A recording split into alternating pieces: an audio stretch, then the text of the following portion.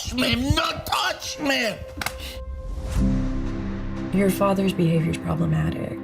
You're mad, Daddy? What's wrong with you? Yeah, well, I don't know why he's my problem now. Yeah, but he's losing it, and this might be the only opportunity you have. All right, so hey guys, so you'd have just seen the clip, the trailer of Sugar Dumplin. Now, if you don't know what the film is about, I'm just going to read it. This little blip. It says Sugar Dumplin is a heartfelt short film that explores memory, culture, and the father-daughter bond. The story follows Ebony, played by Chantal Riley, as she attempts to reconnect with her estranged father, Desmond. What a Jamaican name. Desmond, played by Jamaican comedy legend Oliver Samuels, who is suffering from dementia.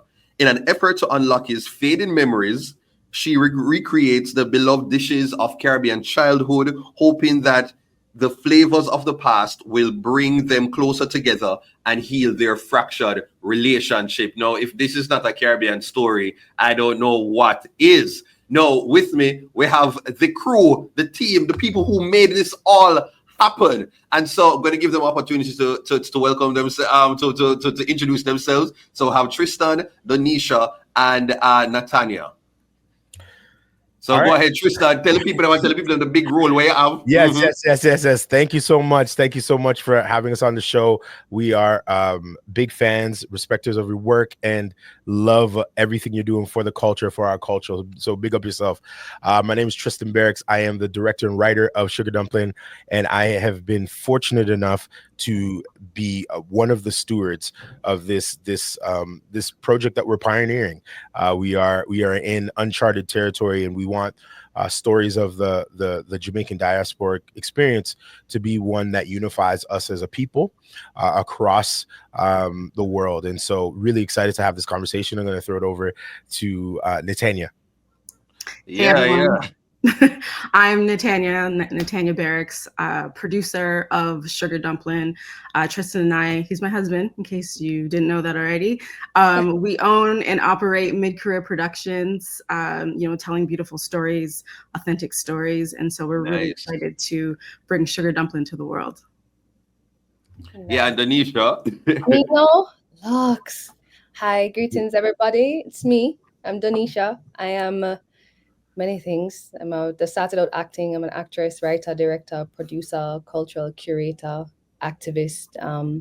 We just continue to evolve and respond to the world. And in the capacity of this project, I'm playing the role of exec producer to bring it to the masses, as well as to help to curate the social impact program alongside my nonprofit, Humanity Over Vanity. Love that. So you understand why the teamwork made the dream work. Yes. No, my first question is like, how did this story come about? Because when you hear a short film movies, I'm gonna get one aspect of the Jamaican culture. But this is, we're talking about aging, we're talking about memory loss, we're talking about kind of bridging that and bringing back that familiar bond. Like, how did that story come about? Where? I mean, it came out of our desire to tell authentic stories. For us as a team, when I kind of decided I wanted to write a new story, I want to get in somewhere. Initially, I had it as a father-son sort of relationship, and I was talking to Natanya, and she's like, "No, I actually think that it should be a daughter, and she should be his sweet dumpling or something." And that wife. Sorry. It's a coming wife, yes. You know what I'm saying? No, some of the best ideas I get from her, bouncing ideas off of each other. And when I start to really sit with it and think about it, it really became alive to me, this sort of idea of the essence of the moment, right? We aren't promised tomorrow. And so if we lose somebody, or if we only have that person for today, what are some of the things that we would do? How would we treat them? What are some of the relationships that we would want to mend before that time expires? And so that's really what the movie kind of explores, this idea of like, how do you love people that you don't like? And if there's a time limit on the amount of time you have with them, how would your attitude change towards them based upon that element? Me know say you are ready. Me did this a run little joke. Mom, I don't even know where to start. Nice. No, Natanya, was the sugar dumpling title the only option? Were there other options for the film that you went through and you narrowed it down and be like, all right, no, this is it? Because no more here. What were the other options and why did you settle on sugar dumpling? It's funny. So that moment we were in the car driving, which, as a married couple, you're either in bed talking or in the car talking. So we were just driving somewhere one day and he was sharing this idea of a story. And when I had said, hey, like switch it to a father and a daughter, I was thinking about my own relationship with my father and how his love language to me was cooking or music, growing up, I always spent weekends with my dads and he'd always cook me, oxtail and rice and peas, and we're listening to Bears Hammond. And so it was just that. And it was the name Sugar Dumpling. It just came off, the top of my tongue or the top of my head, it just came up. So we actually didn't have another name. It just, that was it stuck. Immediately you just knew this is it. Yeah. Okay, so Danisha, you are part of the social change as relates to the movie. When it comes on to conversations about dementia from a Caribbean lens, especially. Now, how are you positioning yourself right now? The movie's getting ready to premiere. To have your messaging out there at the same time with the film's premiere. What we're doing is kind of novel, because typically when you have a movie, you want to premiere, do its film festival run, and then do a premiere, and then try to get it on a distributor, and then you move on to the next one. But I think what is very special here is that there are a few layers that are happening. One, naturally, is at the forefront, which is the fact that it's dealing with a very topical issue that I think many families, Jamaican families across the world, are dealing with, and we're just not talking about it. Since I came on board to this project and started doing more research on the ground, just talking to people and realizing that almost every person I've spoken to can tell me something about dementia. So I started to think to myself, is this a pandemic? Like that we're just not having a conversation about, and so we don't recognize. I think with Oliver Samuels at the forefront of this project, it gives us an opportunity to open hearts and open minds and carry this forward. So for me, we're bridging the world of storytelling with social impact and governance, because we have invited other stakeholders to the table, like the Ministry of Health, the Ministry of Culture, the Ministry of Labor and Social Security, the Ministry of Agriculture, to talk about how we can use this film as a tool of social impact to achieve many agendas that they should already be thinking about when it comes on to dementia, So yeah, it's really about empowering them to help their messaging. What is the messaging right now? Is it preventative? Is it cure? Like, is it early detection? How do we use this film in this moment? Quick thinking. Yeah. No, what were you on board from the get-go when the idea of jumping in as an executive producer? What was it that sealed the deal for you and said, yeah man, I want to align myself? I know you're not the person to just just be a part of every single project. Like, it has to really stick out to you. And I think that's what it did. It meant something more than just entertainment. Also because Oliver is a part of it, and Oliver hasn't had the chance in our generation to walk red carpets and get the applause that he really deserves. And I think seeing him as a lead in an international production that can also create space for other productions to come forward with Jamaican leads and authentic accents, it just positioned itself to be a lot of things for me, outside of just storytelling, but industry and honoring our cultural legends, as well as engaging the government in a different kind of way internationally as well. Okay, great. So now that we're all kind of just mentioning the fact that we are fans of the legend Oliver Samuels, the Oliver Legend. Samuels. No, how did he end up getting this role? Was it just like, this is a no-brainer? Of course, Desmond has to be Oliver Samuels, because I can't imagine that being an easy feat to be like, okay, he'll be ideal, but how do we get him to sign on? I'll be honest with you. Like, I didn't even think it was possible. I didn't think of him, not because I didn't think he would do a good job. It was just because my mind was so limited to the fact that this is an independent self-funded project, so we didn't get any funding from our government or from the Jamaican government in the sense of like producing it. And so with that, it comes a little bit more unique, right? It becomes a unique sort of situation where you have to kind of price out what you want to spend for talent versus what you want to do for distribution versus what you want to do for film festivals, right? And so for us, we had some other options that we were looking at. But the thing is, and you probably pointed this out in earlier episodes, was the fact that we really want to lean into the patois. All the patois I wrote myself. Now, obviously, you have Oliver. He's going to take it up to another level. But in my mind, I was like, I grew up with, I grew up with the Jamaican stuff, right? And grew up listening to, Cool Runners. Hey, man, how you doing, man? Like just terrible accents, right? And so I really wanted this to be authentic. I didn't want us to sugarcoat it. I didn't want us to placate to whiteness and center the story around, whether or not white mainstream America or Canada would understand it. I wanted to make it for our community. And so in that, it was very hard finding somebody that could do an authentic Jamaican accent and do patois justice. And so one day I was on Instagram and I was scrolling on Instagram. I saw out of nowhere, I didn't even know I was following Oliver at the time. I saw him post something, and he's in his backyard. Hi everybody, how are you doing? I'm just picking a mango and doing some stuff, whatever. And then that's not a bad Oliver impression, by the way. That's not a bad Oliver impression, by the way. He always looks at me and says, Tristan, whatever you need, just tell me and I will do it. I am yours for your making for this film. All right. I'm like, okay, great. But yeah, no, he's an amazing, incredible person, but we didn't know how to reach out to him. We didn't have any access to his team.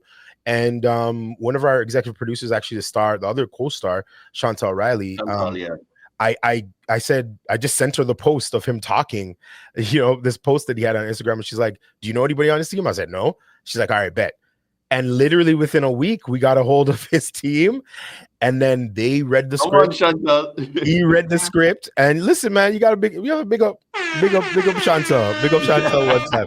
One time we have to big her up. No, she was such a great resource in terms of her network as an actor and as a performer. And so yeah, she just reached out to the team and the team read the script and got back to us and said that Oliver wants to be a part of this and he will help in any capacity. And we're like, really? What? Like Oliver Samuels? We're like, no, maybe this is a Nigerian email or something, some fake email. It's not a real email.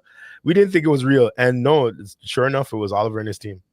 Boy, that's great. I actually had the opportunity to work with him as well some years ago. At the start of my content creation journey, but I was in a different capacity. They told me I had to write a script for it was a local airport, and I had to write the script, wrote the script, and in the end found out that the script was supposed to be going to the Oliver Samuels.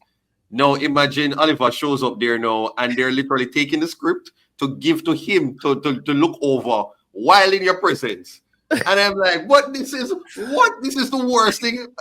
He has no idea it's me, So then I'm just there now that me write the scripts. And me never go tell him just in case it did bad. If it did bad, I'd be like, boy, you see these talents nowadays?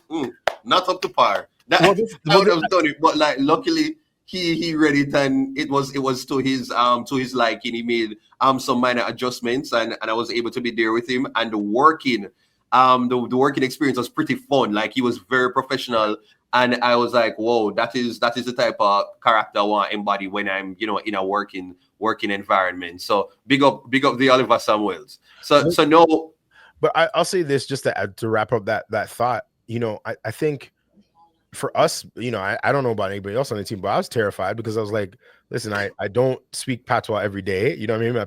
My parents are from Yad, but I was born in Canada, right? And so there was a little bit of trepidation because this is a legend. He's an icon. Yeah. He's an icon, right? And so, for him to read it and for it to resonate with him to the point where he was like, yeah, he wants to be this character. It was a full circle moment because again, the Desmond character I shaped around Desmond the show that came out in like the late 80s, early 90s, from the UK, but also from Oliver from Oliver, the Oliver Yeah. sketch show. Like, so a lot of that character came from his contributions, and so it was really a full circle moment. And Nathaniel, if you could just explain, like, in terms of the film, based on the preview, the trailer, it appears to be drama. Like, if the category, it seems like it would be drama, but is there an infusion of, like, the comedy and the other stuff as well that we're kind of familiar with, like Oliver? Or is this a space where for the most part, Jamaican people get to see Oliver exist outside of just being the comedy character? Yeah, absolutely. And I think, that's one of the reasons why he said yes. It was an opportunity for him to take on a project that is, not his typical comedian. We know him as Oliver, the comedic legend, right?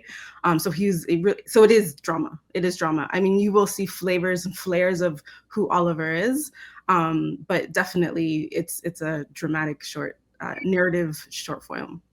Okay, nice. No, Denisha, for people minds like me, like how do you even get into the space of being such a multi-hyphenated, all-around creative embodiment of just an artist?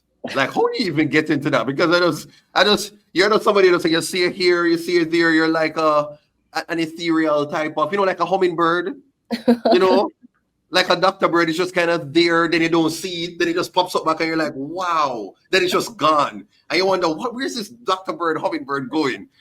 Like, how do you get into that space just being so centered in so many different things while still being you? That's first of all, that thanks for that analogy and like that comparison of the hummingbird. I think about myself as a hummingbird sometimes too, like always just like doing something over here and then just gone. Yeah.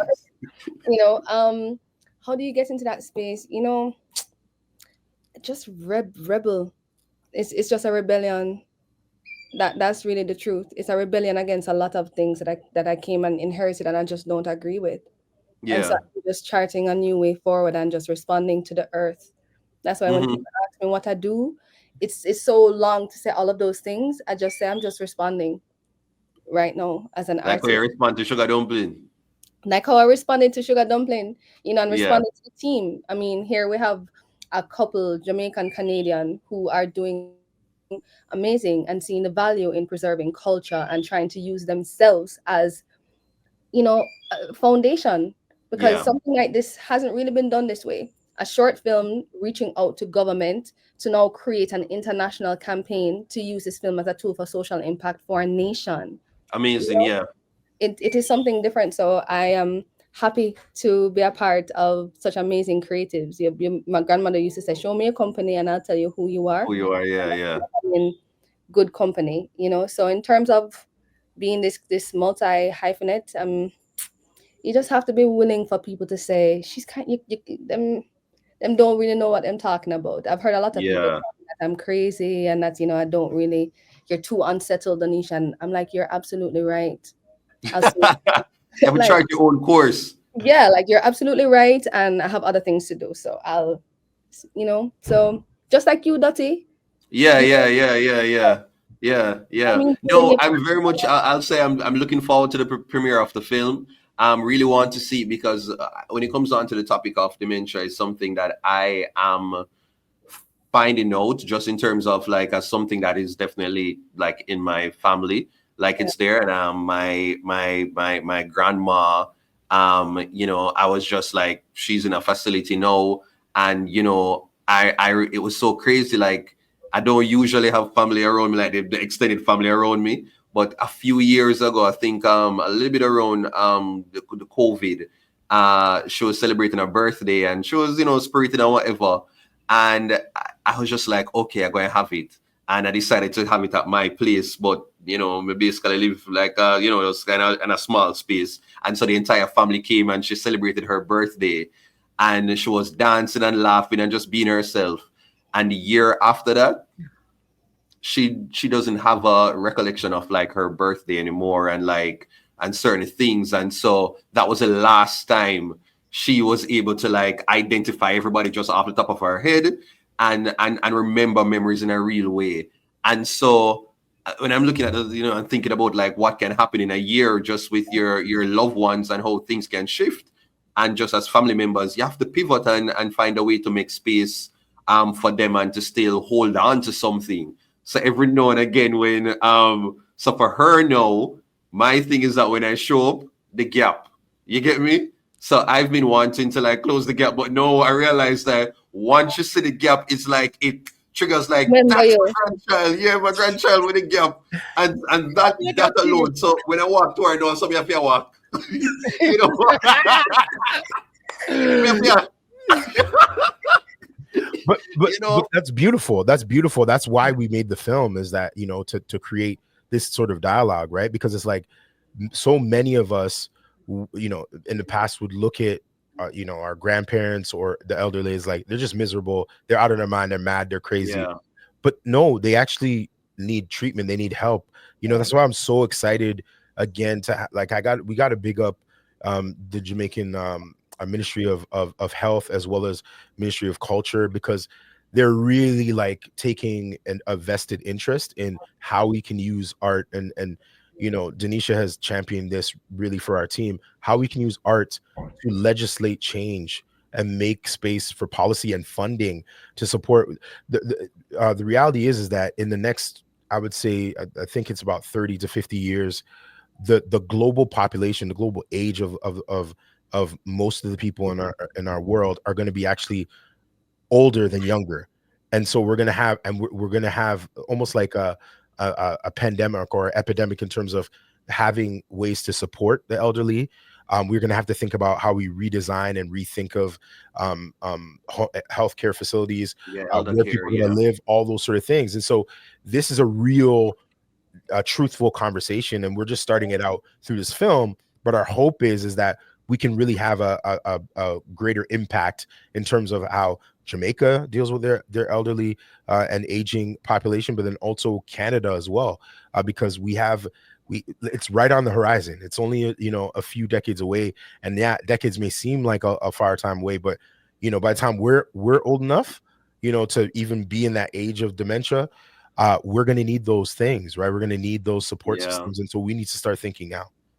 Yeah, thank you for that. No, finally, please to share when the film will be out, and then tell the people why, in probably about 30 seconds, why they need to go out and support this film. I'm going to start with Denisha. Yeah. Okay, the film will be ready, on February the 23rd at Sunken Gardens, Hope Gardens. VIP reception 4 to 6, and then general audiences 6 to 10. Come forward, because it's for you, for your family, and for the nation. Yeah, I know, Natanya. Why people need to come out and support it? Why not? It's Sugar Dumplin. It resonates with everyone. You know, father-daughter love story, family reconciliation, music, food, everything that connects us. It resonates with everyone. Vibes, no, Tristan? I just think that, again, this is an opportunity to bring the diaspora together. You know, Jamaica is an amazing country, but we're a people that's spread across the world, and this is an opportunity for us to celebrate cinema and also celebrate each other and honor our elders. So definitely come out, support, and let's have some fun and honor some of the legends that have come before us. All right, nice. And where can people go to, I guess, find out more information to follow what's happening with the show? Yeah, so you can go to sugardumplingfilm.com. That's Sugar Dumpling without a G, sugardumplingfilm.com, and you can find all the information there. Or you can just Google it and use Google, and you'll find all the information on where we're screening next. We are going to start screening in the United States as well, and we're going to have some premieres in Canada. All right, that's it to the burritos. You know, back to the countdown. We heard from the Sugar Dumpling team. Please to go and check it out. Hopefully, I get an opportunity to speak to Mr. Oliver Samuels as well as Chantal. I really want to go and hear them side of the story, okay, and see if it was a fun journey for them as well. So thank you for sitting down and having this conversation. Please take care, and I will see you at the premiere. Perfect. Bye. Pick up yourself. Peace. Big up yourself.